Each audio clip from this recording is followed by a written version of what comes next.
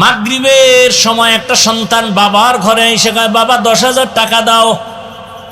বাবায় জানে ওরে টাকা দিলে এখন মদের আড্ডায় চলে যাবে বন্ধু বান্ধবের কাছে। বাবায় কয় দেওয়া হবে না। জিদ কন্ট্রোল করতে না পাইরা বাবারে মায়ের শুরু করছে। এমন মায়ের দিছে বাবা বুড়া মানুষ, রক্তাক্ত মাটির মধ্যে। মা ঈশা ছেলের পাও ধরে কাঁদে, আর তোর বাবারে মারিস না, তোর বাবা সহ্য করতে পারে না।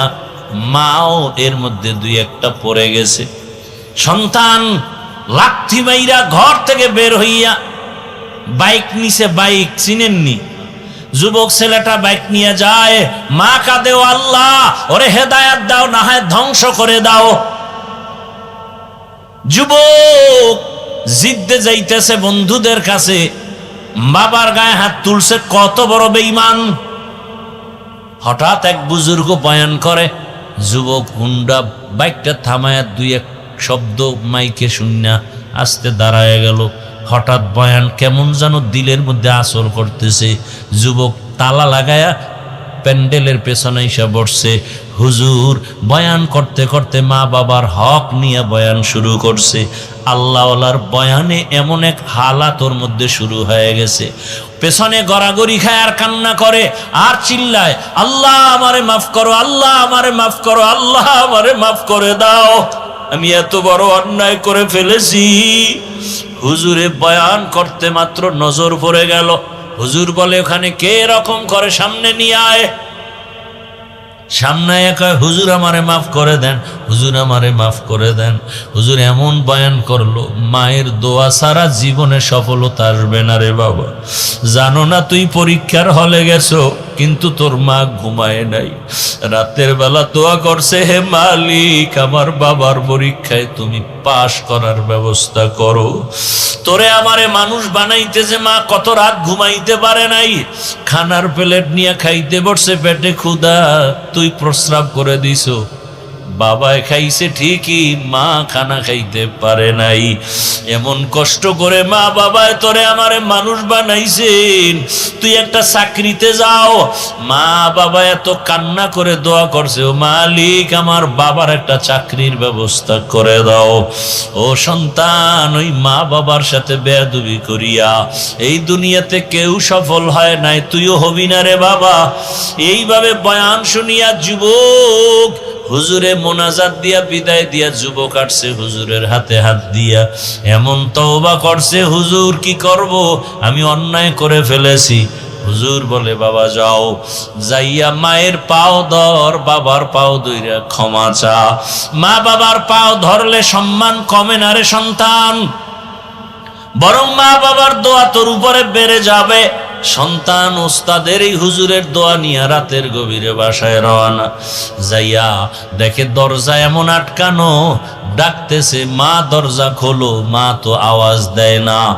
মা শুনতেছে, আওয়াজ দেয় না। ওদিকে বাবা বেহুশ অবস্থায় বিছানায় পড়ে আছে।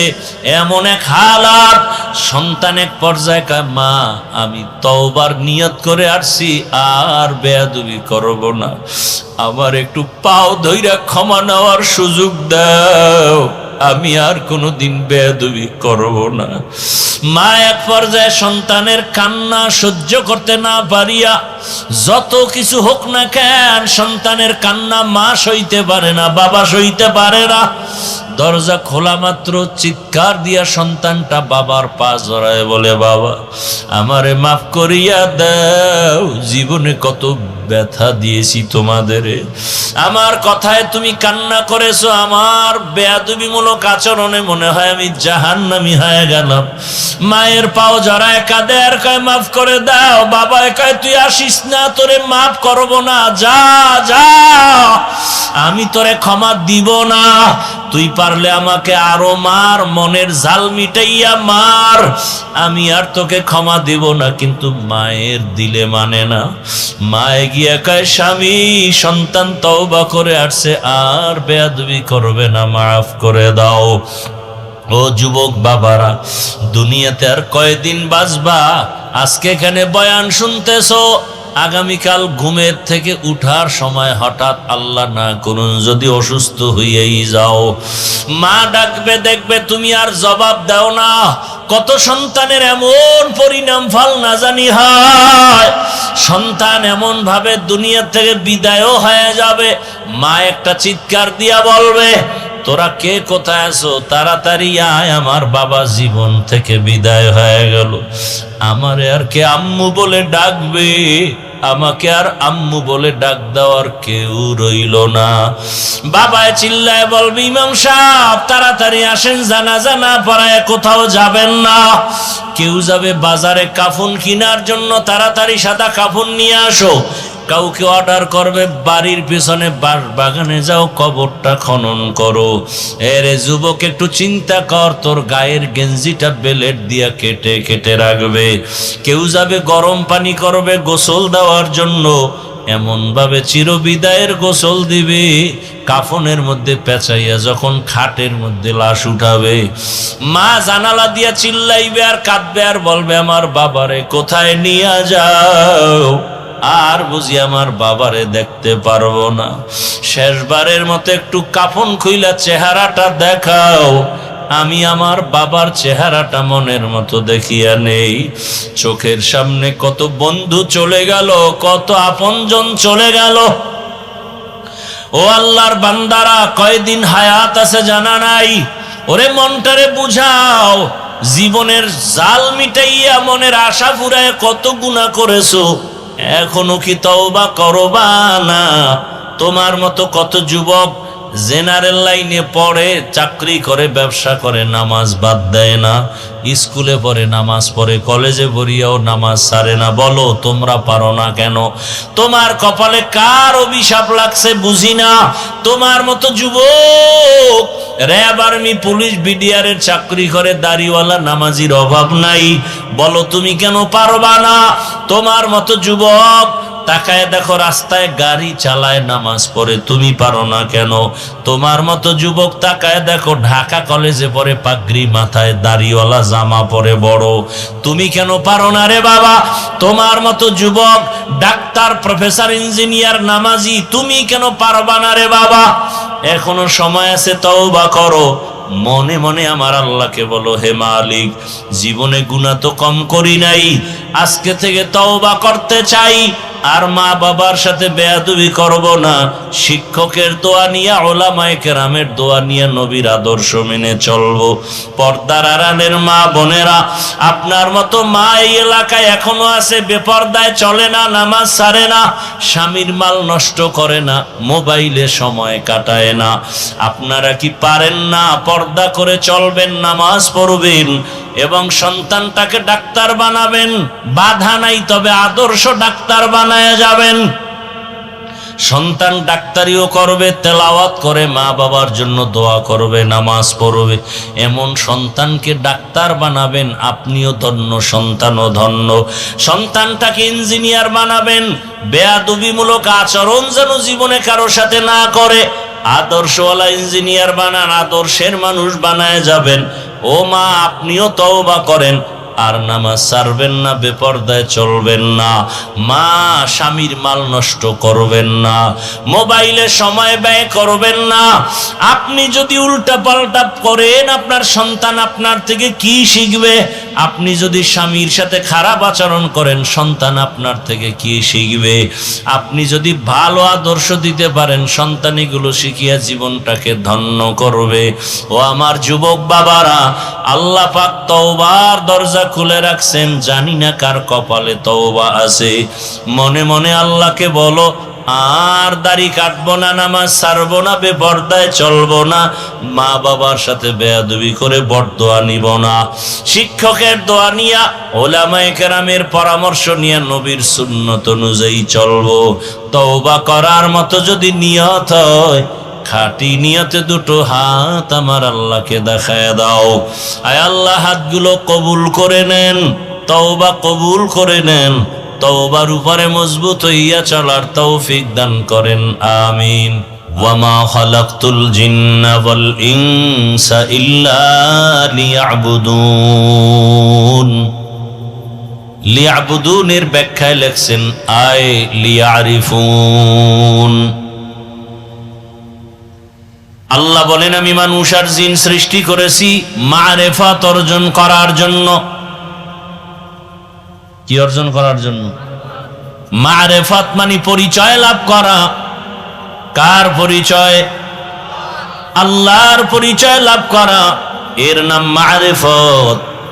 মারেফত অর্জন করার জন্য আল্লাহ মানুষ সৃষ্টি করেছেন।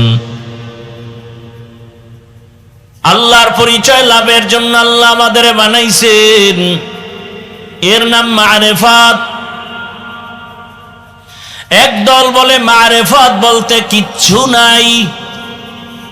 আমি বলি তারা ধর্মের জগতের চরম মূর্খ। এই আয়াতে আল্লাহ বলেন আমি মানুষকে মারেফত অর্জনের জন্য সৃষ্টি করেছি। মারেফত মানে আল্লাহর পরিচয় লাভ করা। প্রশ্ন, আল্লাহ তাহলে ইবাদত করার জন্য বানাইছি কেন বললেন? ডাইরেক্ট বলতেন আমি মারেফতের জন্য মানুষ বানাইছি। ওয়ামা খালাকতুল জিন্না ওয়াল ইনসা ইল্লা লিয়ারিফুন। আল্লাহ যদি এমন বলতেন যে আমি মারেফতের জন্য বানাইছি, ডাইরেক্ট না বলে প্রথমে বললেন ইবাদতের জন্য সৃষ্টি করেছি, ব্যাখ্যায় গিয়া বুঝলাম যে মারেফতের জন্য বানাইছি। ঘুরাইয়া কেন?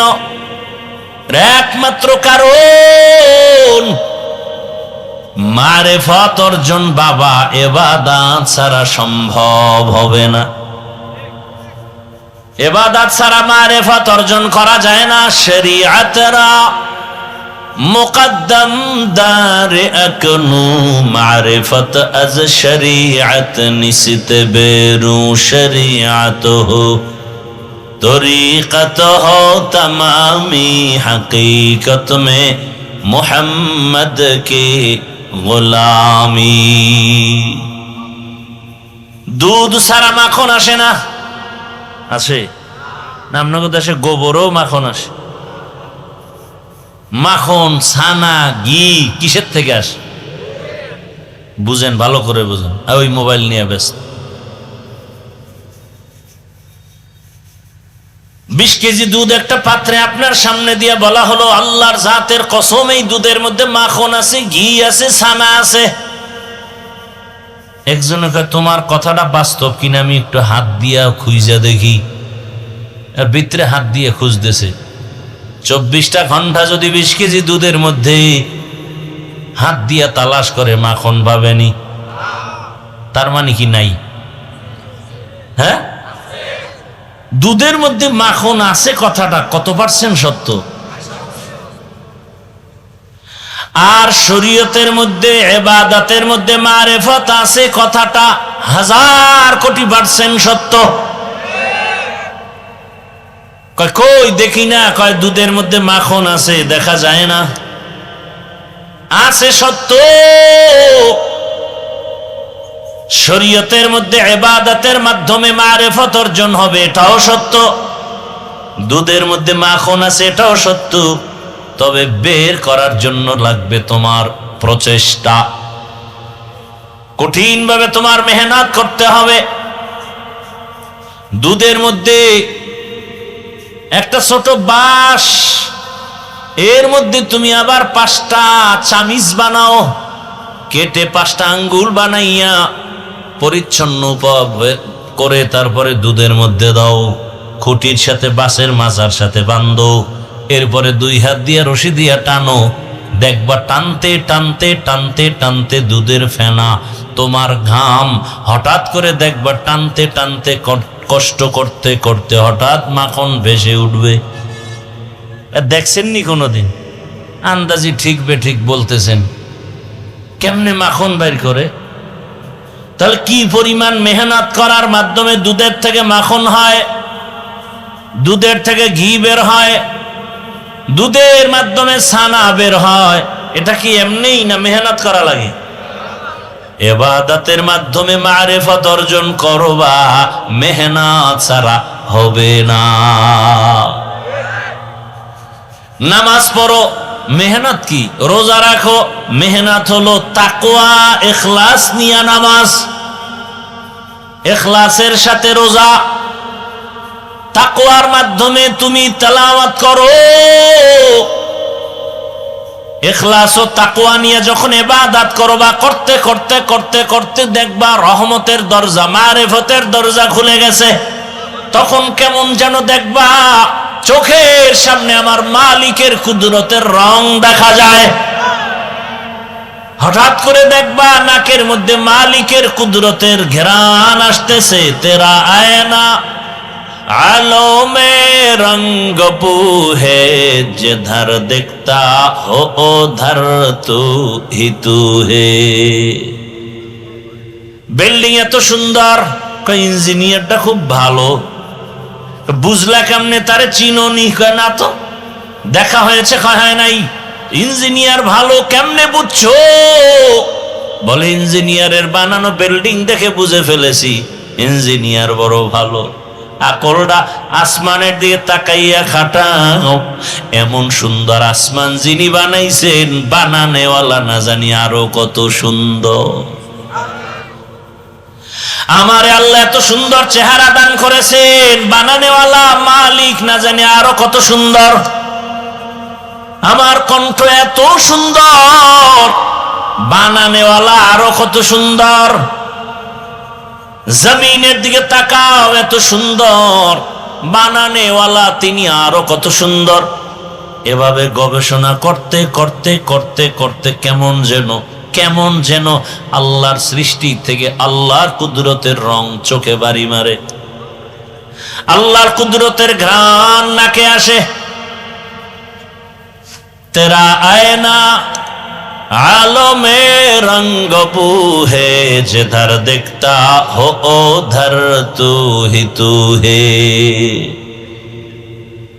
এরে আল্লাহর বান্দা, আচ্ছা আল্লাহকে দেখি না, একজনকে আল্লাহ দেখবিনি। আমি আবার আমার থেকে আর একটা বানাইয়া জবাব দিই, কি? ও ঢাকার মানুষ, বাংলাদেশের মুসলমান, আল্লাহকে যদি দেখতে চাও, ডাইরেক্ট তো জান্নাতে দেখা হবে, ইনডাইরেক্ট যদি দেখতে চাও নমুনা, ঢাকায় যাও, পঙ্গু হসপিটালে গেলে টের পাইবা আমার আল্লাহ কেমন। পঙ্গু হসপিটালে যাও, আমার আল্লাহ কেমন টের পাইবা। কারো দুইটা পাও নাই, কারো হাত নাই, কারো হাত বাঁকা, কারো পা বাঁকা। এরে নবীর আশিক, আর একটা আল্লাহকে দেখার আয়না উলামায়ে কেরাম বলেন কোরআন। আল্লাহ কত সুন্দর, কোরআনটা ধরো পড়ো দেখবা কেমন মজা। তাহলে এটা তো কালামুল্লাহ, আল্লাহর কথা। কোরআন তেলাওয়াত করো, দিল টানে না? কথা বল, সত্যটা বলেন, মিথ্যা বলেন না। কোরআন দেখলে ভালো লাগে না খারাপ লাগে? ধরলে ভালো লাগে না খারাপ লাগে?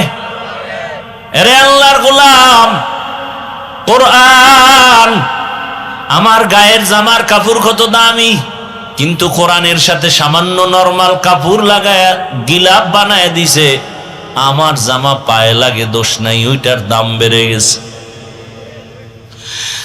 কাঠ দিয়া কোটি টাকা দিয়া চেয়ার বানাইছে, কোনো দাম নাই।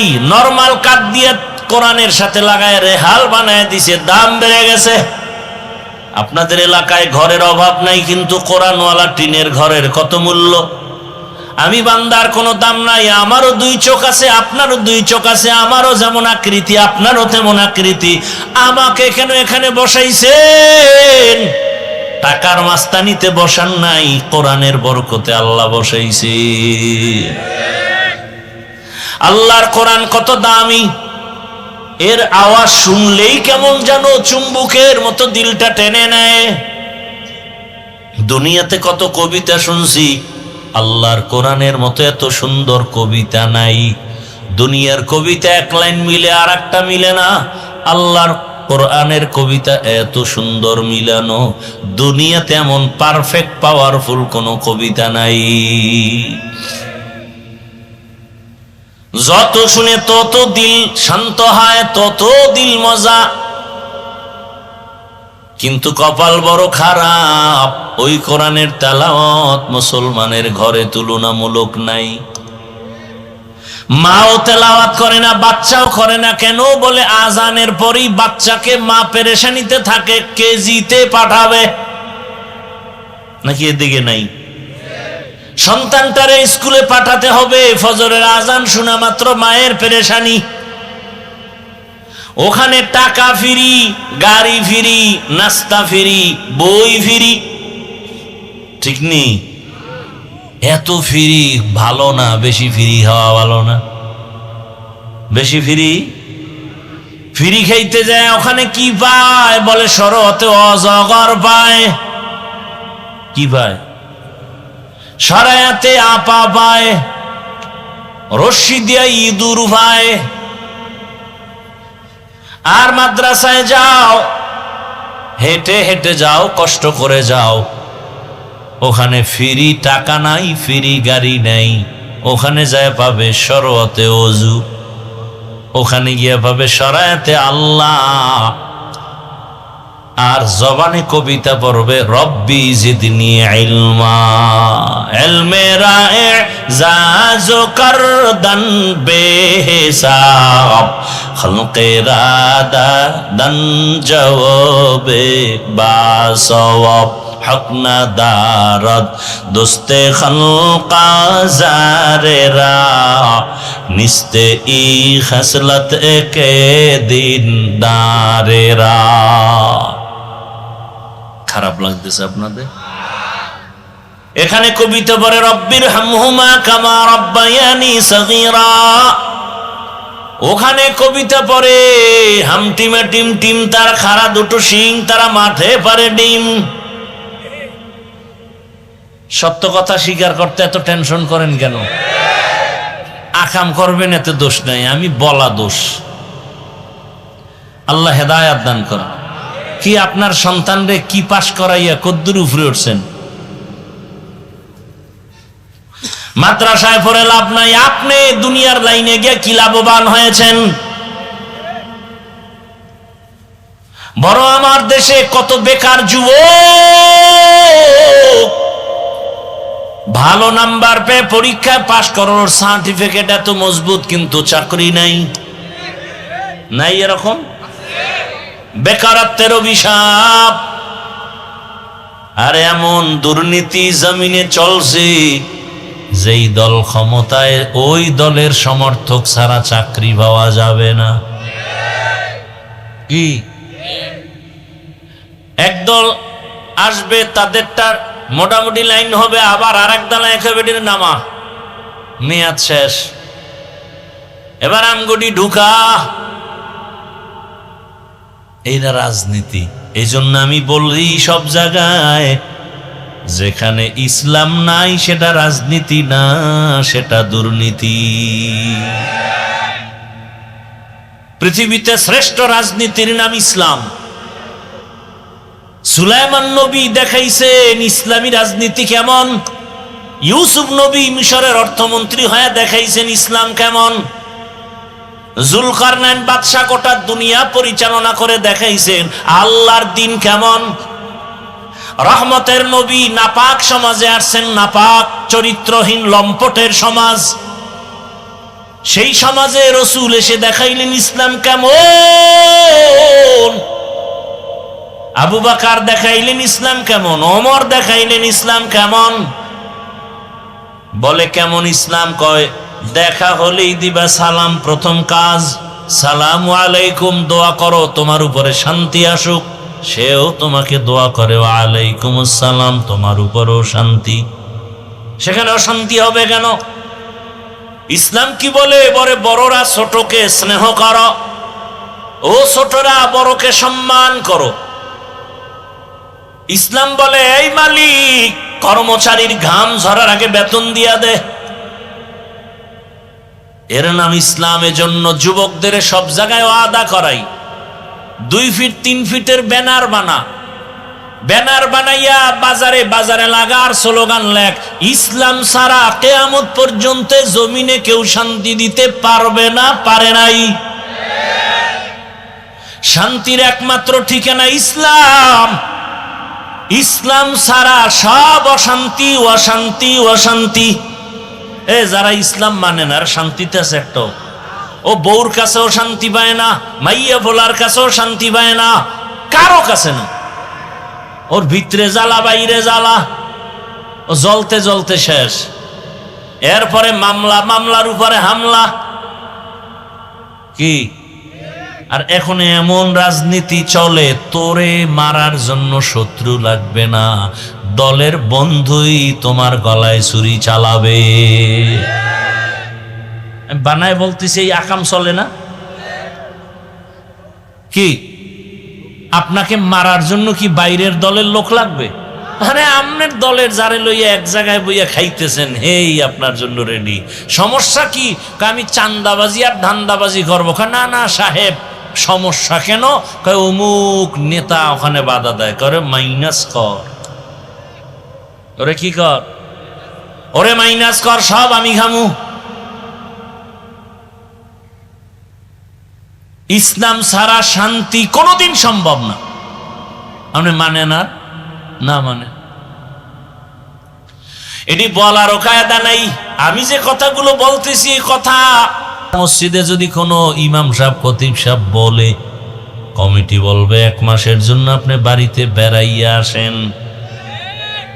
ঠিক নি? খুশির কথা না?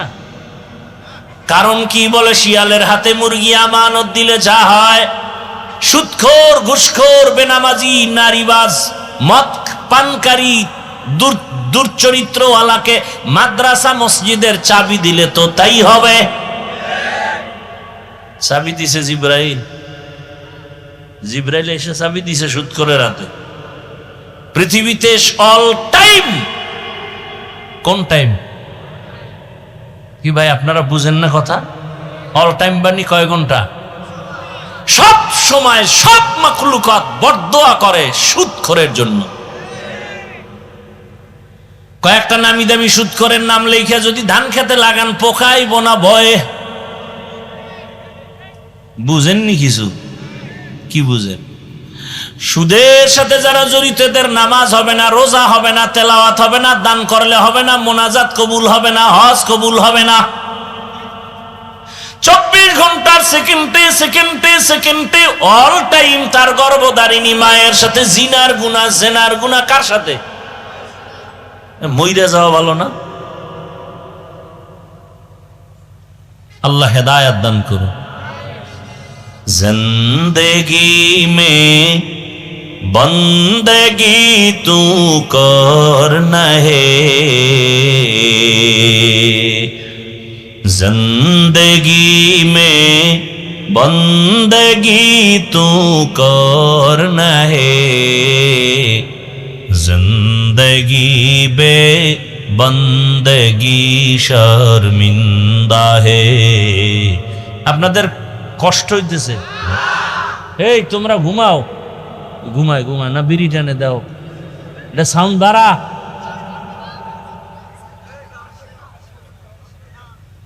আচ্ছা, এই রাইতে আপনাকে ঘুমাইব? সবাই না মোবাইলের হক আদায় করেন সারা রাত।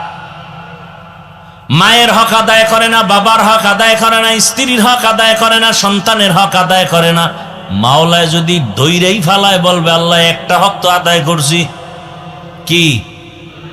যদি উসিলায় আল্লাহ মাফ করে। दुनिया में हो दुनिया का ताल्लुगार न हो, बाजार से गुजर हो खरीदार न हो, ये दुनिया एक मिसले कागज़ फूल है, ये दुनिया एक मिसले कागज़ फूल है, जिंदगी में बंदगी तू करना है,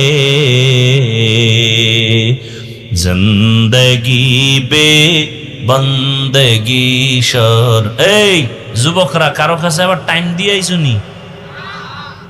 ঘড়ির দিকে চাইতেছো যে? কারোর সাথে টাইম দেওয়া আছে নি? হুজুর এইটাইতে তো থাকা যাবে না, আমার তো টাইম দেওয়া।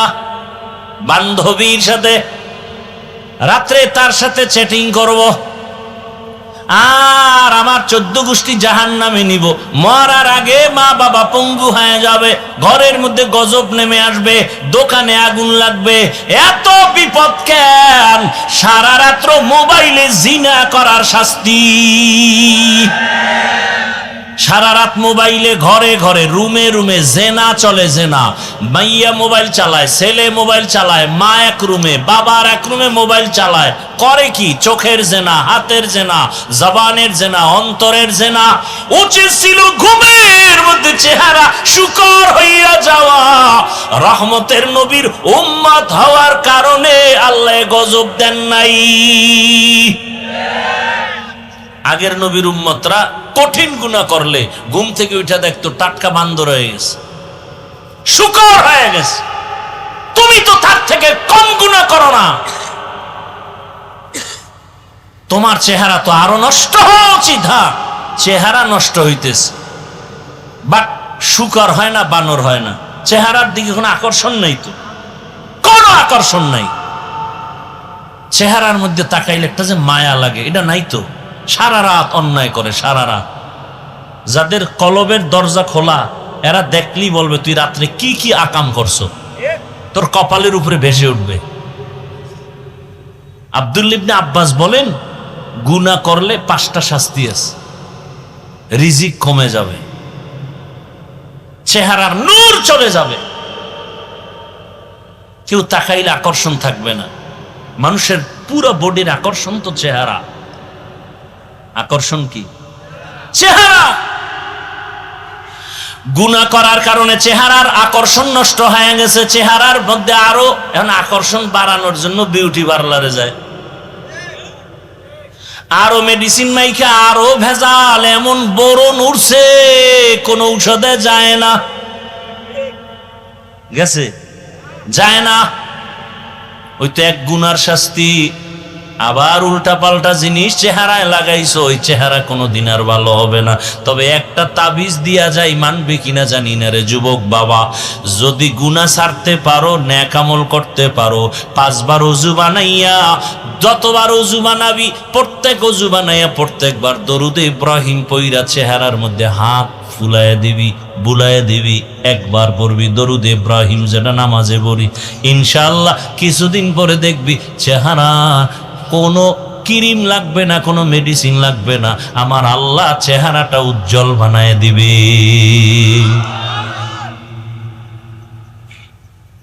ওই আমল করার তো সময় নাই, পরে করমু। পরে আর কবে? বাসের তলে তোর মতো যুবকের লাশ কি দেখো না? কয়েকদিন আগে ফেসবুকে দেখো নাই, বিদেশ থেকে টাকা পয়সা বাড়ি গাড়ি নিয়ে আসছে, সন্তানের নিয়ে আনন্দ করবে, কিছুদিন পরে আবার যাবে। এয়ারপোর্টে নাইমা গাড়ির মধ্যে উঠছে যুবক, স্ত্রী, সন্তান, পরিবারের সবাই এক গাড়িতে। বাড়ি যাওয়ার কাছাকাছি সময় রাস্তার পাশে পানির মধ্যে গাড়ি ভরিয়া, বাচ্চাও মারা গেল, স্ত্রী মারা গেল। যুবক কান্না করে, মানুষ বিবাহ করিয়া সন্তান নিয়ে খাইয়া না খাইয়া, বউ সন্তান নিয়ে একটা আনন্দে কাটায়। আমার কপাল এত খারাপ, জীবনে সে আনন্দ পাই নাই। বিদেশ গিয়া টাকা নিয়ে অলংকার কিনে নিয়ে আসছি, আমার ছেলেরে দিব, স্ত্রীকে দিব, মেয়েকে দিব। আজকে আমার কপাল কেন এত খারাপ যে আমার নিজের হাতে বাচ্চাটা মরিয়া গেল, নিজের চোখের সামনে স্ত্রী মারা গেল। এই দুঃখ তো অন্তরে জমা রাখা যায় না। ও আমার যুবক, কয়েক বছর আগে ডিসেম্বর মাসে চিত্রাং নামের এক ঝড় তুফান হয়েছিল। চিত্রাং, ওই আকাম করতে করতে তো হুশ নেই, মনেও নেই কি কয় হুজুর। কুমিল্লা জেলার একটা থানার নাম। 8 বছর টানা বিদেশ করে বাড়ি ডুপ্লেক্স বিল্ডিং করছে। আগামী শুক্রবার বিল্ডিং এ দোয়াটা পড়ায় উঠবে, হুজুরগো দাওয়াত দিছে, মিস্ত্রি দ্রুত কাজ শেষ করো, শুক্রবার জুমা পরে ওখানে উদ্বোধন হবে। পাশে একটা টিনের ঘর, ওই টিনের ঘরে ছোট একটা চৌকির মধ্যে রাতের বেলা স্ত্রী আর একটা বাচ্চা আর যুবক বাবা ঘুমাইছে। রাতে এমন চিত্রায়ণ নামের ঝড় তুফান পুরা বাংলাদেশ কাঁপায়া দিছে। বড় একটা গাছ ভাইয়া ঘরের উপরে পড়ছে, তিনজনার বুকের মধ্যে চাপা লাগছে। সাথে সাথে দুনিয়া থেকে বিদায়, আর ঘর উদ্বোধন করা শুক্রবার হয় নাই। যুবক বাবা, ইদানিং কালে তুমি মরবা না, মারার জন্য তোমাকে পেছনে লোক ঘুরতেছে। এত বেশি বেশি যুবকের লাশ আমরা দেখতে পাই, বলার ভাষা নাই। কয়দিন আর বাঁচবা? ও যুবক, এখনো কি হুশ তোমার হয় না? জীবনে তো শখ লাগাইয়া কত শখ ছিল, গুনাহ করবি, করছো তো, এখনো কি শখ মিটে নাই? পার্কে যাবি, দৌড়ায় গেছো। মনে চাইছে নামাজ পড়বি না, পড়ো নাই। যুবক, মনে চাইছে দাড়ি রাখবি না, রাখো নাই। মনে চাইছে মাইয়া নিয়ে আড্ডা দিবি, গান বাজনা করবি, করছো তো, জীবনে কম করো নাই। বাবার টাকা চুরি কইরা নিয়ে কত অন্যায় কাজে ব্যয় করেছো, মায়ের সাথে কত খারাপ আচরণ করেছো, মা সাপোর্ট করে না, এই জন্য মায়ের সাথে অন্যায় করেছো। এই রোড দিয়া উত্তরবঙ্গে আমরা যাই, উত্তরবঙ্গের একটা ঘটনা, 2 বছর সম্ভবত আগের ঘটনা। পুরা এলাকার নাম বলবো না। এরকম মাঠে বয়ান চলতেছে, মাগরিবের সময় একটা সন্তান বাবার ঘরে এসে কয়, বাবা 10,000 টাকা দাও। বাবায় জানে ওরে টাকা দিলে এখন মদের আড্ডায় চলে যাবে বন্ধু বান্ধবের কাছে। বাবায় কয় দেওয়া হবে না। জিদ কন্ট্রোল করতে না পাইরা বাবারে মাইর শুরু করছে। এমন মাইর দিছে, বাবা বুড়া মানুষ, রক্তাক্ত মাটির মধ্যে। মা ঈশা ছেলের পাও ধরে কাঁদে, আর তোর বাবারে মারিস না, তোর বাবা সহ্য করতে পারে না। মাও এর মধ্যে 2-1টা পড়ে গেছে। সন্তান লাথি মাইরা ঘর থেকে বের হইয়া বাইক নিছে, বাইক চিনেননি, যুবক ছেলেটা বাইক নিয়ে যায়। মা কাঁদে, আল্লাহ ওরে হেদায়াত দাও, না হয় ধ্বংস করে দাও। যুবক জিদ্দে যাইতেছে বন্ধুদের কাছে, বাবার গায়ে হাত তুলছে, কত বড় বেঈমান। হঠাৎ এক বুজুর্গ বয়ান করে, যুবক হুন্ডা বাইকটা থামায়া 2-1 শব্দ মাইকে শুনিয়া আস্তে দাঁড়ায় গেল। হঠাৎ বয়ান কেমন যেন দিলের মধ্যে আসর করতেছে। যুবক তালা লাগায়া প্যান্ডেলের পেছনে এসে বসছে। হুজুর বয়ান করতে করতে মা বাবার হক নিয়ে বয়ান শুরু করছে। আল্লাহওয়ালার বয়ানে এমন এক হালাত ওর মধ্যে শুরু হয়ে গেছে, পেছনে গড়াগড়ি খায় আর কান্না করে আর চিল্লায়, আল্লাহ আমারে মাফ করো, আল্লাহ আমারে মাফ করো, আল্লাহ আমারে মাফ করে দাও, আমি এত বড় অন্যায় করে ফেলেছি। হুজুরে বয়ান করতে মাত্র নজর পড়ে গেল। হুজুর বলে, ওখানে কে এরকম করে, সামনে নিয়ে আয়। সামনে কয়, হুজুর আমারে মাফ করে দেন, হুজুর আমারে মাফ করে দেন। হুজুর এমন বয়ান করলো, মায়ের দোয়া ছাড়া জীবনে সফলতা আসবে না রে বাবা। জানো না তুই পরীক্ষার হলে গেছো, কিন্তু তোর মা ঘুমায় নাই, রাতের বেলা দোয়া করছে, হে মালিক আমার বাবার পরীক্ষায় তুমি পাশ করার ব্যবস্থা করো। তোরে আমারে মানুষ বানাইতেছে, মা কত রাত ঘুমাইতে পারে নাই, খানার প্লেট নিয়ে খাইতে বসছে, পেটে ক্ষুধা, তুই প্রস্রাব করে দিছো। বাবায় খাইছে ঠিকই, মা খানা খাইতে পারে নাই। এমন কষ্ট করে মা বাবায় তোরে আমারে মানুষ বানাইছেন, তুই একটা চাকরিতে যাও। মা বাবা এত কান্না করে দোয়া করছে, ও মালিক আমার বাবার একটা চাকরির ব্যবস্থা করে দাও। ও সন্তান, ওই মা বাবার সাথে বেয়াদবি করিয়া এই দুনিয়াতে কেউ সফল হয় নাই, তুইও হবি না রে বাবা। এইভাবে বয়ান শুনিয়া যুবক হুজুরে মোনাজাত দিয়া বিদায় দিয়া যুবক আসছে হুজুরের হাতে হাত দিয়া, এমন তওবা করছে, হুজুর কি করব, আমি অন্যায় করে ফেলেছি। হুজুর বলে, বাবা যাও, যাইয়া মায়ের পাও ধর, বাবার পাও ধইরা ক্ষমা চা। মা বাবার পাও ধরলে সম্মান কমে না রে সন্তান, বরং মা বাবার দোয়া তোর উপরে বেড়ে যাবে। সন্তান ওস্তাদের এই হুজুরের দোয়া নিয়ে রাতের গভীরে বাসায় রওনা। যাইয়া দেখে দরজা এমন আটকানো, ডাকতেছে মা দরজা খোলো, মা তো আওয়াজ দেয় না। মা শুনতেছে আওয়াজ দেয় না, ওদিকে বাবা বেহুশ অবস্থায় বিছানায় পড়ে আছে। এমন এক হালাত, সন্তান এক পর্যায়ে কয় মা আমি তওবার নিয়ত করে আসছি, আর বেয়াদবি করব না, আমার একটু পাও ধইরা ক্ষমা নেওয়ার সুযোগ দাও, আমি আর কোনোদিন বেয়াদবি করব না। মা এক পর্যায়ে সন্তানের কান্না সহ্য করতে না পারিয়া, যত কিছু হোক না কেন সন্তানের কান্না মা সইতে পারে না, বাবা সইতে পারে না। দরজা খোলা মাত্র চিৎকার দিয়া সন্তানটা বাবার পা জড়ায় বলে বাবা আমারে মাফ করিয়া দাও, জীবনে কত ব্যথা দিয়েছি তোমাদেরে, আমার কথায় তুমি কান্না করেছো, আমার বেয়াদবিমূলক আচরণে মনে হয় আমি জাহান্নামী হয়ে গেলাম। মায়ের পাও জড়ায় কাঁদে আর কয় মাফ করে দাও। বাবা কয় তুই আসিস না, তোরে মাফ করব না, যা যা, আমি তোরে ক্ষমা দিব না, তুই পারলে আমাকে আরো মার, মনের জাল মিটাইয়া মার, আমি আর তোকে ক্ষমা দিব না। কিন্তু মায়ের দিলে মানে না।